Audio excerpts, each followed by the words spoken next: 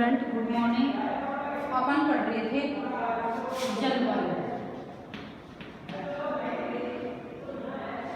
जलवायु में अपन पढ़ रहे थे भारतीय मानसून।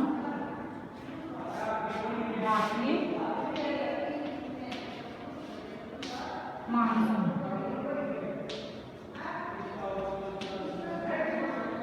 कल मैंने तुम्हें पढ़ाया था कि भारत में मानसून किस प्रकार से आता है।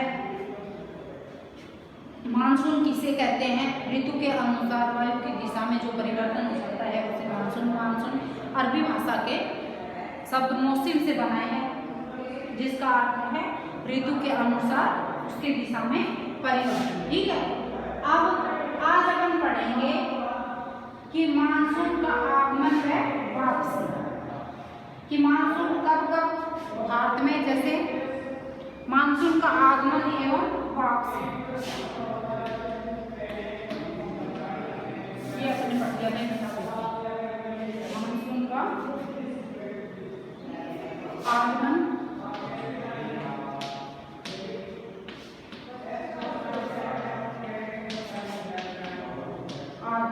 एवं वापसी,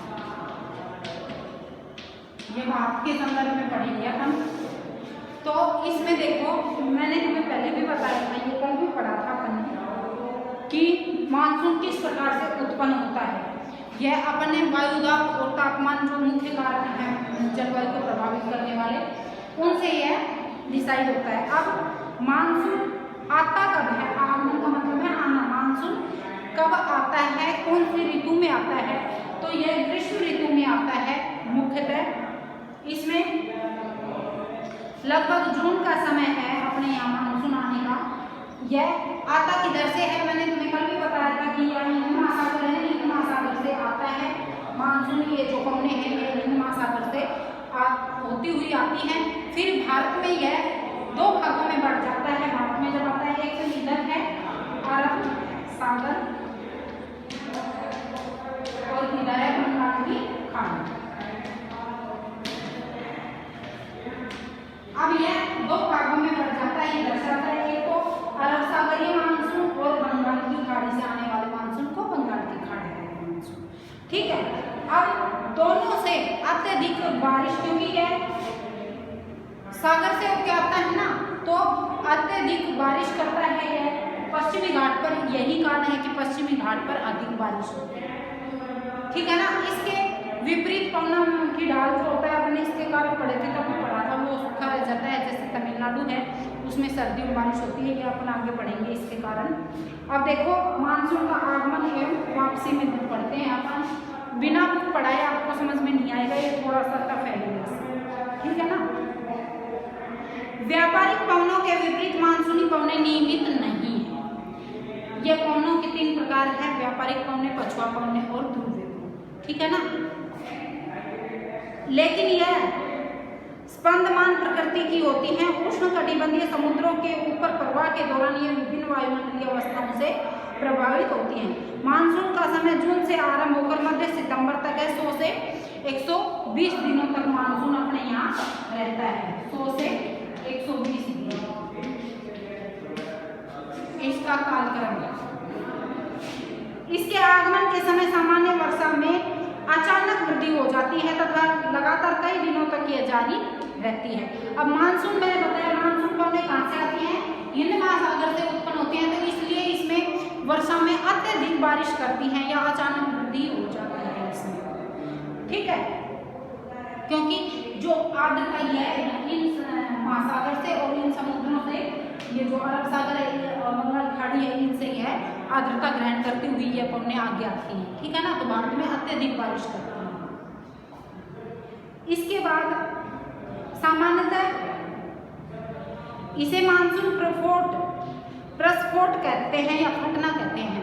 ठीक है ना। अत्यधिक बारिश जब होती है तो इसे मानसून प्रस्फोट कहते हैं या मानसून का फटना भी कहते हैं। अब देखो आगे है, इसमें इसे मानसून पूर्व बौछारों से पृथक किया जा सकता है कि मानसून जब आती है उससे पहले बहुत ही कम बारिश होती है भारत में। मानसून पवनों के द्वारा ही अधिक बारिश होती है। प्रथम सप्ताह में मानसून भारतीय प्रायद्वीप के दक्षिणी छोर से प्रवेश करता है। दक्षिणी छोर प्रायद्वीप ये है ना, इसका ये दक्षिणी छोर के है, इधर से ये प्रवेश करती है जून में। ये याद रखना, कब प्रवेश करती हैं ये? जून में। प्रायद्वीप में भारत के दक्षिणी छोर से प्रवेश करती है, दक्षिणी भाग से प्रायद्वीप के दक्षिणी छोर से प्रवेश करती है। इसके बाद ये दो भागों में बढ़ जाती है, अरब सागर शाखा एवं बंगाल की खाड़ी शाखा। मैंने अभी बताया ना कि फिर ये दो भागों में बढ़ जाती है, अरब सागर शाखा और बंगाल की खाड़ी की शाखा। अरब सागर शाखा लगभग 10 दिन 10 जून के आसपास मुंबई पहुंचती है। पहले तो यहाँ जून के प्रथम सप्ताह 1 जून के लगभग इधर से आती है। अब ये अरब सागर शाखा है, इधर की ये कौने हैं, ये लगभग कब पहुंचती हैं? इधर ये बम्बई है ना महाराष्ट्र में, इधर 10 जून के लगभग पहुंचती है। ठीक है ना, इनका ये फिक्स समय आगे पीछे हो सकता है, लेकिन अनुमान सामान्यतः यही माना जाता है। यह एक तीव्र प्रगति है। बंगाल की खाड़ी शाखा भी तीव्रता से आगे की ओर बढ़ती है और जून के प्रथम सप्ताह में असम पहुंच जाती है। अब इसी प्रकार से ये बंगाल की खाड़ी की शाखा है ना, यह इधर असम में कब पहुंच जाती है? जून के प्रथम सप्ताह 8-10 जून तक भी है इधर आसाम में पहुंच जाती है। ऊंचे पर्वतों के कारण मानसून पौने पश्चिम में गंगा के मैदान की ओर मुड़ जाती है। मध्य जून तक अरब सागर शाखा सौराष्ट्र कच्छ प्रदेश के मध्य भाग में पहुंच जाती है। अरब सागर शाखा एवं बंगाल की खाड़ी शाखा दोनों गंगा के मैदान के उत्तर पश्चिम भाग में आपस में मिलती है। अब देखो यह समझने की बात है, एक बार मैं ये पढ़ देती हूँ पैराग्राफ। फिर दिल्ली में सामान्यतः मानसूनी वर्षा बंगाल की खाड़ी शाखा से जून के अंतिम सप्ताह में होती है। जुलाई के प्रथम सप्ताह तक मानसून पश्चिमी उत्तर प्रदेश, पंजाब, हरियाणा और पूर्वी राजस्थान में पहुंच जाता है। मध्य जुलाई तक मानसून हिमाचल प्रदेश एवं देश के शेष हिस्सों तक पहुंच जाता है, मध्य जुलाई तक। अब देखो ये मतलब 1 जुलाई 1 जून को तो यहाँ प्रवेश करते हैं। अब ये दो साथ में बढ़ जाती है। अरब सागर शाखा 10 जून के लगभग मुंबई या महाराष्ट्र में पहुंचती है।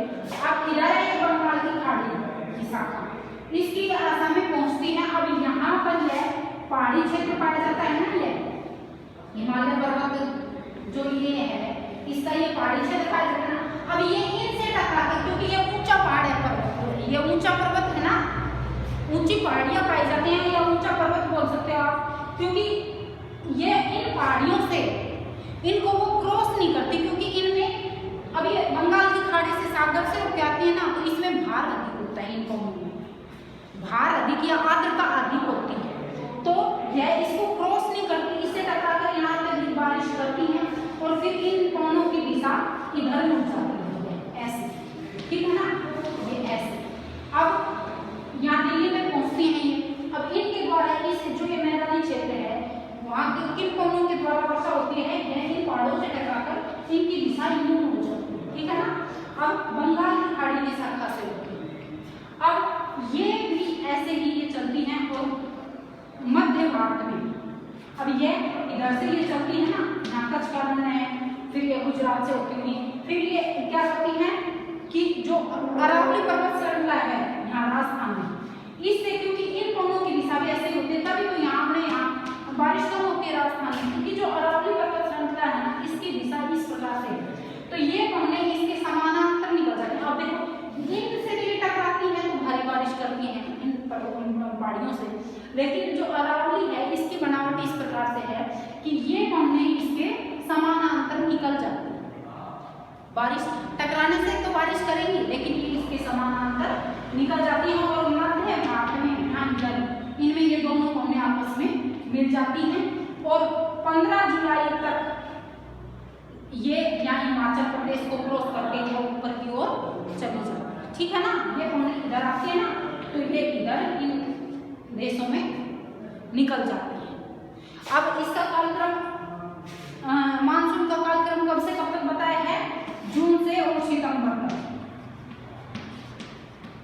सितंबर तक इसका कालक्रम होता है। फिर सितंबर के बाद ये वापस आने लग जाती है, जो ये भूमध्य सागर है इधर, तो उनमें से ये फिर वापस आने लगते हैं और फिर ये सर्दियों तक ये वापस आती हैं, जैसे जनवरी फरवरी में फिर ये अपने भारत में लौटती हुई ये वापस आती हैं। वापस आती हुई ये इतनी बारिश नहीं करती, ठीक है ना। तो इसका कालक्रम कब है? जून से सितंबर तक। अब आपके समझ में आ गया होगा कि मानसूनी वर्षों के मानसूनी पवनों के द्वारा भारत में किन किन क्षेत्रों में वर्षा होती है। यह जो पश्चिमी घाट है, पश्चिमी तटीय मैदान है, इनमें अत्यधिक बारिश होती है। इसका जो है इधर वाला जो ये भाग है सूखा रह जाता है। फिर ये पवनें इधर वाली जो ये जाती हैं, इनसे बीच में मध्यवर्ती भारत में ये आपस में मिल जाती हैं और अत्यधिक बारिश करती हैं।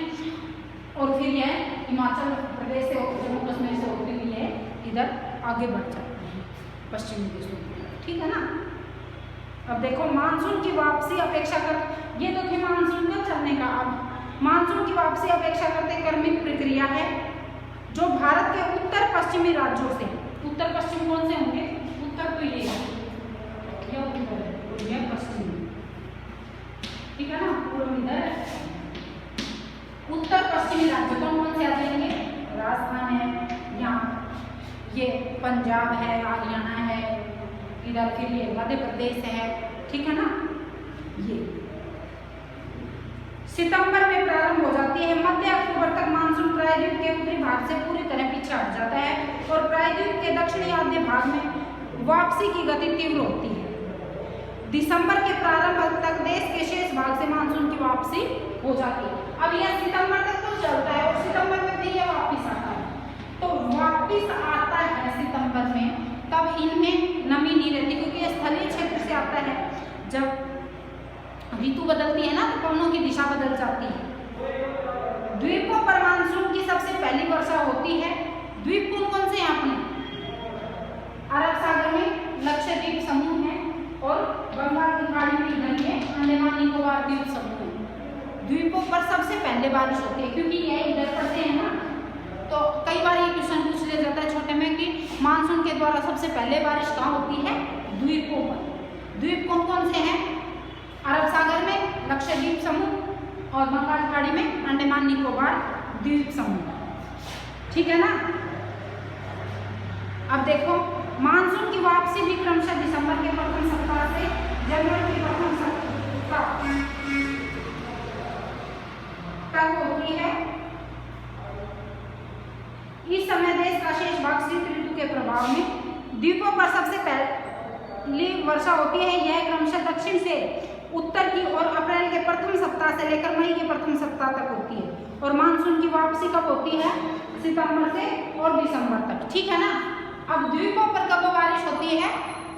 अप्रैल में, यह तुम्हें ध्यान रखना है। अप्रैल और मई में तो द्वीपों पर होती है और फिर यह अपने भारत में जून में यह प्रवेश कर जाता है, ठीक है। अब अपन ये आज ये पढ़ा है कि मानसून का आगमन एवं वापसी। आगमन में मैंने बताया मानसून कब आता है भारत में? भारत में जून के प्रथम सप्ताह से भारत में प्रवेश कर जाता है। द्वीपों पर तो यह अप्रैल में ही आ जाता है, ठीक है ना, ये ध्यान रखना है। अप्रैल में मई में द्वीपों पर बारिश होती है इसके मानसून के द्वारा। अब इससे आगे है, इससे आगे हमने पढ़ा कि ये मानसून की जो पवनें हैं यह हिंद महासागर से उठती हैं और फिर अपने यहाँ भारत में दो शाखाओं में बढ़ जाती हैं, अरब सागर की शाखा और बंगाल की खाड़ी की शाखा। अब अरब सागर की शाखा 10 जून तक मुंबई पहुँचते हैं और फिर यह कच्छ के रण और इनमें बारिश करती हुई बारिश कम होती है इनके द्वारा और यह बंगाल की खाड़ी की पवनें इधर आसाम में पहुँचती हैं और फिर इधर से ये मुड़ती हुई है ये जो मैदानी क्षेत्र है इनको क्रॉस करती हुई आगे निकलती हैं। इनके द्वारा बारिश होती है। तो ज़्यादा बारिश किनके द्वारा होती है? अपने यहाँ भारत में बंगाल की खाड़ी की शाखा की जो मानसून पवनें आती है ना उनके द्वारा ज़्यादा बारिश होती है अपने भारत में, ठीक है। अब इनका फिर ये सितंबर में वापस आने लगती हैं, मतलब वापसी का समय होता है और यह दिसंबर तक इधर से आती हुई या दिसंबर तक। अब सर्दियों में यहाँ तक है ना, इसमें सर्दियों में बारिश होती है क्योंकि यहाँ पे स्थलीय भाग से वापस आती है तो बारिश नहीं करती है। लेकिन जब ये बंगाल की खाड़ी से आगे ग्रहण करती हैं तो तमिलनाडु में सर्दियों में बारिश करती है, ठीक है। अब आप कल पढ़ेंगे